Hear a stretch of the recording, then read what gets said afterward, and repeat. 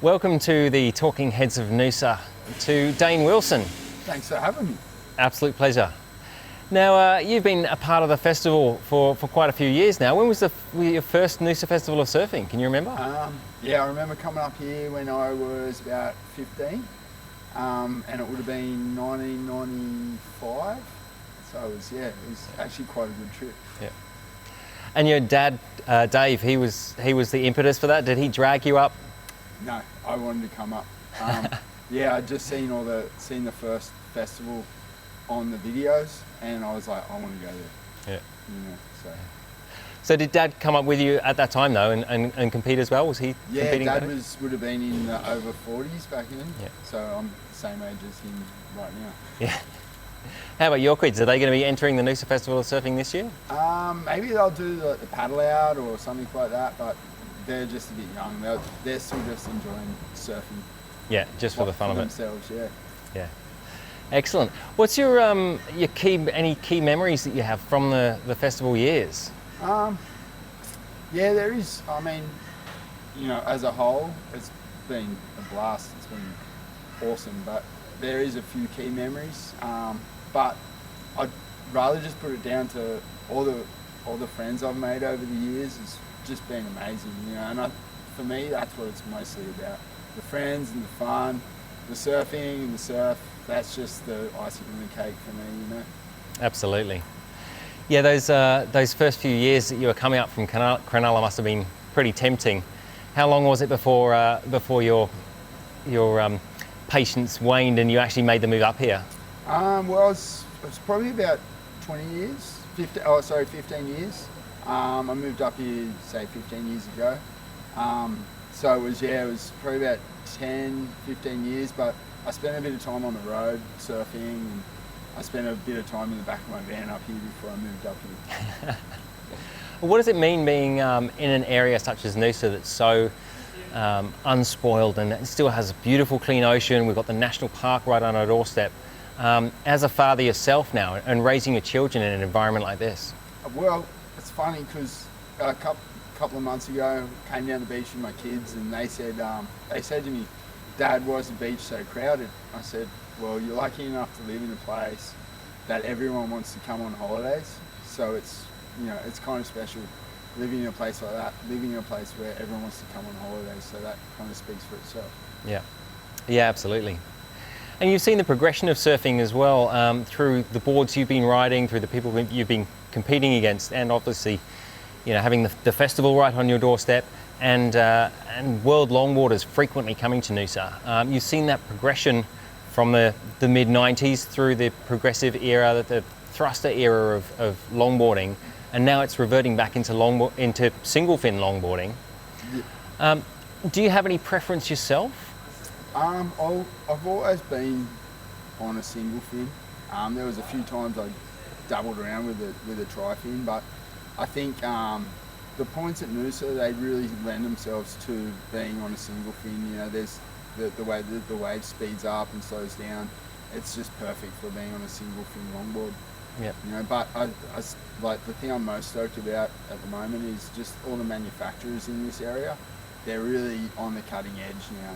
Like our Noosa manufacturers, using all the information of all the surfers have bought over the years.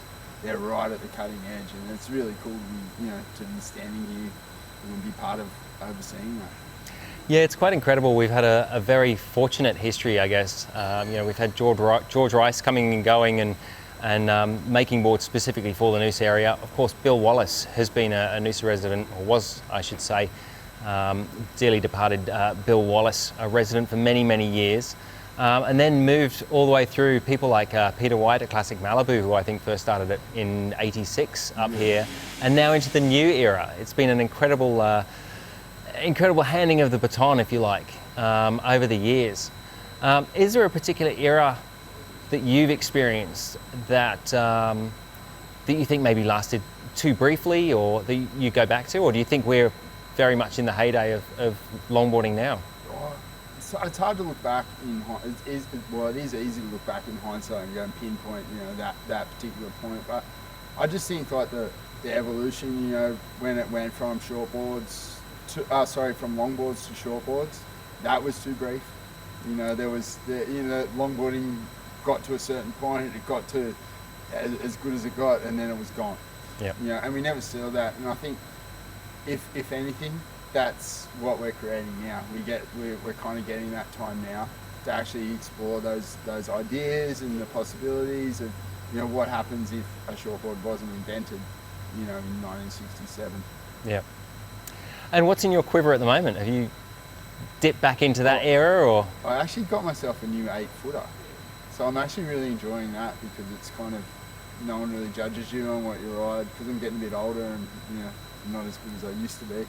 It's kind of good to be on something that no one really judges you on. But in saying that, I've got a bunch of longboards in my quiver, and I've been riding Dad's boards, these big 11-footers, and I've been having a ball. Fantastic, yeah. Now, obviously, the points of Noosa are just world class in terms of their surf. Do you have a particular favourite point? Yeah, I think, you know, as far as, you know, the history, I think first point when it's firing is next level. You know, like, just the characters that hang around there. Just the times I've spent, you know, surfing there, competing there. You know, when you get a good one out there, you've got the peanut gallery watching. You know, like, you know, it's something special. Yeah. If you could surf it with any two surfers from the whole of history, who would you pick? I know, I'd paddle out by myself. Keep the point for yourself. Yes. That's the way to do it. Fantastic. So for the last few years, you've been the spearhead, if you like, of the Locals Day during the festival. How did that come about? Well, just we noticed in the water that there was just a little bit of tension between all the different parties. So, you know, you have your longboard guys, you have your shortboard guys, then you have your clubbies, or surf club guys, sorry, going out in between. We just wanted to bring all those tribes together, you know, because it was good for the whole vibe in the water.